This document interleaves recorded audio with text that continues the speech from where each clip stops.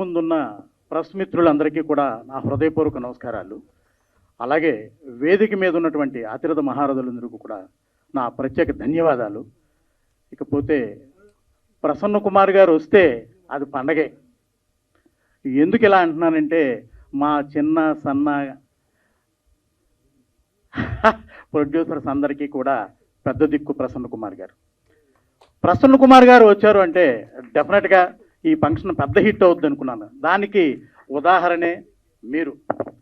ఎందుకంటే ఎప్పుడు కూడా మేము ఫంక్షన్ చేస్తున్నప్పుడు 10 నుంచి 12 అది 13 14 ఈవేళ దగ్గరగా 25 పైన కెమెరాలు ఎదురుగుండా ఉన్నాయి అంటే ఇది పండగ కాకపోతే ఇంకేమిటి? ఇది నిజంగా పెద్ద పండగ.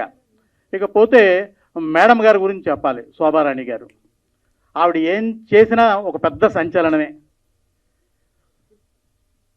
ఈ సినిమా గురించి నా మిత్రుడు నేను ప్రేమికుడు అనే సినిమా కొనాలని అనుకుని ఏదో ఇంకా కొందాం ఎవరు కొంటారులే అనుకున్న తరుణంలో మేడం గారి పేరు విని అయితే ఇది మన సంస్థ నుంచి వస్తుంది ఇంక మనం ఎందుకు పోటీ అని చెప్పి నేను ఆగిపోవడం జరిగింది.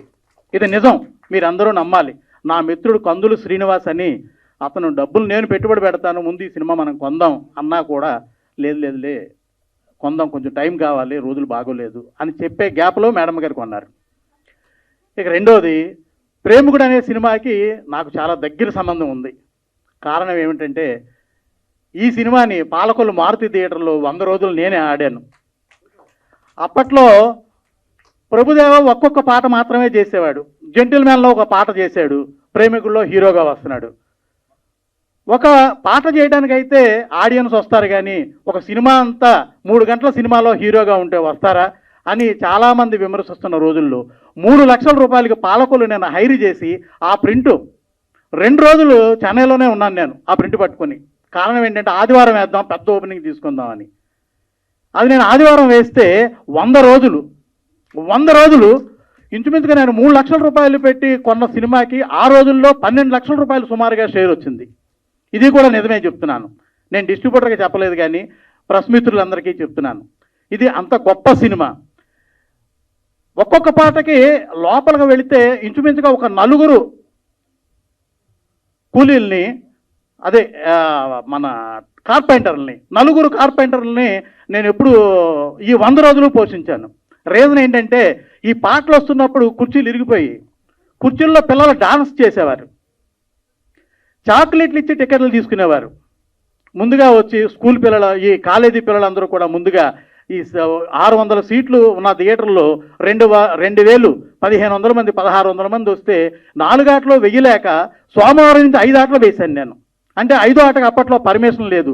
సిఐతో రోజు గొడవే, నాకు పిలిచి వార్నింగ్ ఇచ్చేవాడు. అయినా నేను మరుసటి రోజు మామూలే. అంత గొప్ప సినిమాని మా మేడం గారు చేయడం చాలా గొప్ప విషయం. ఈ సినిమాలో కాసుల వర్షం ప్రొడ్యూసర్ గారికి, అలాగే మా రమణ ఎందుకంటానంటే మా హీరో, నా కుటుంబ సభ్యుడు, నేను వాళ్ళ ఇంట్లో ఒక కుటుంబ సభ్యుడిని.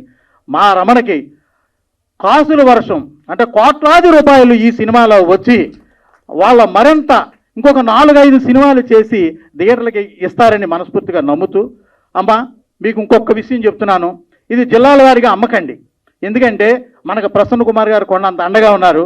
మీరు థియేటర్లో మాట్లాడుకుని హైదరాబాద్ నుంచే ఈ సినిమాని థియేటర్లో వేయండి. డెఫినెట్గా రూపాయికి 10 రూపాయలు మిగులుతుందని నేను గట్టిగా చెప్తున్నాను. ఈ అవకాశం కల్పించినటువంటి మిత్రులందరికీ నా హృదయపూర్వక నమస్కారాలు. Thank you sir. Please subscribe Yup Entertainment. Yup Entertainment, please subscribe. Thank you. Thank you.